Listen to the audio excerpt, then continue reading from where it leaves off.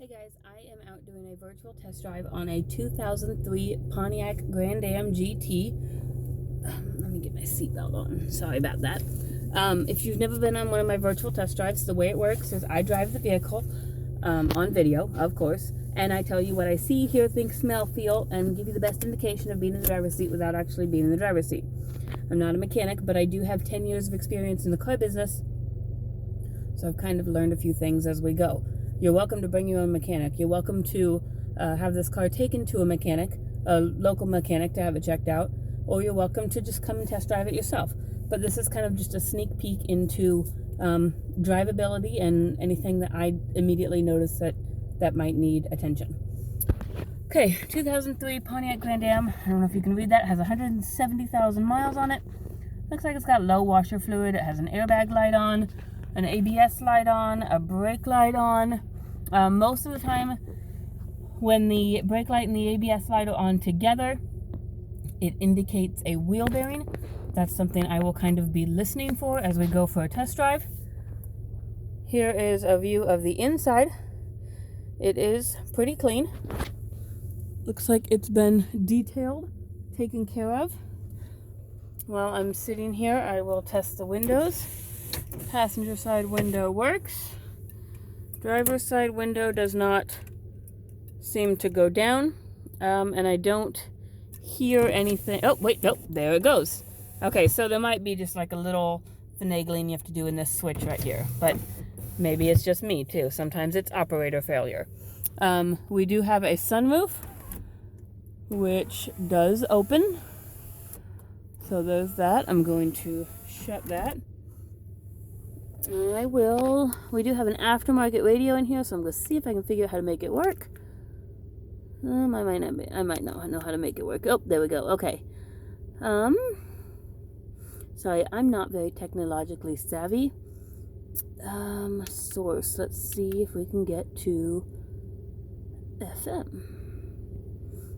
107.9. I don't think that's a station. Okay.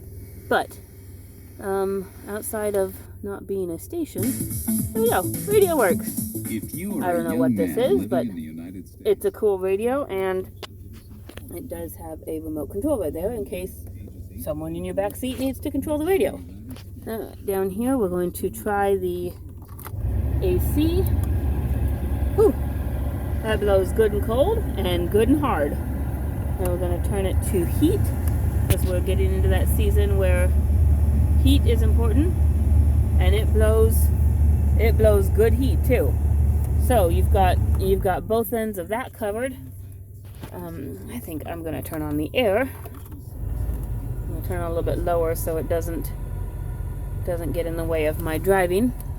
I don't see anything else we need to check, so I will put this up on my mirror and we will go for a drive and see what we've got.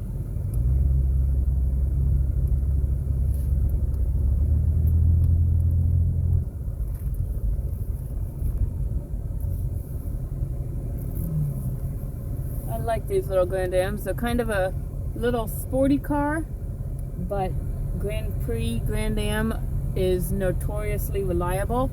They should have the 3.8 motor in them, which is, in 10 years, I don't think I've ever seen a bad one. I take that back. I've seen one in 10 years. But they are very good, nearly bulletproof motors. And this one sounds really good. Move my mirror a little bit so you can better see. Shifting through all the gears just flawlessly. I'm going up the hill. It's not even hesitating at all. I'm going to turn down this air real quick, just make sure I don't hear any noises that might be concerning. Might be a little bit of suspension squeaking that I kind of get a little bit. I hear it every once in a while. And I don't even think that's anything. I don't even know, squeaking. It's just kind of bouncing up and down. Maybe, you know, I don't even know. I've heard it like once or twice, but I don't hear it right now. And I don't really hear any wheel bearing noise either. That could also be wheel bearing. That also has a speed sensor on it, which pretty much just tells your car how fast your wheels are moving. That could be unplugged, which could be causing those two lights as well. I'm gonna try and just check and see if I can see if maybe it is a wheel bearing. And one way to check it is just to notice if your car gets any quieter when turning one direction or another. So I know this looks like I'm a crazy driver, but I'm actually very aware of what I'm doing. I do not hear any wheel bearing noise. So I would venture to say that those two lights are probably a speed sensor, but it's also something that, you know, if it concerns you, you might want to check out. Brakes are very good. I just pressed on them. There's no noise, no vibration or anything. They're very solid. Oh, I didn't check the cruise. So let's get back going here and we'll check, we'll make sure that we have cruise. That's one thing that I have had people ask about. Let's turn it on, and every car is different on where the cruise is and how it works. Let's see. And I do not see the cruise working, which, or at least no, I'm cruising though. I just don't see a light.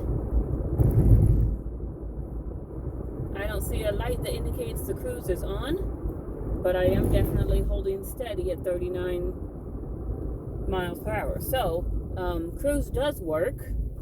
I don't know if there just isn't a light or if it's out or what. Sorry, I could not tell you. Or maybe the light is lit up somewhere else. Like I said, every vehicle is different about where lights are and where buttons are, and how things work. But this seems like a pretty solid car. You know, there's that driver's window you might have to look into, and some of the lights on the dash you might have to look into. But other than that, I don't foresee any major repairs. So it seems like a very good running one. If you have any questions, you can find us on Facebook. You can find us on our website at www.highlifeauto.com, or you can message Matt or I at 309-337-1049 or 309-267-7200. Thanks, guys.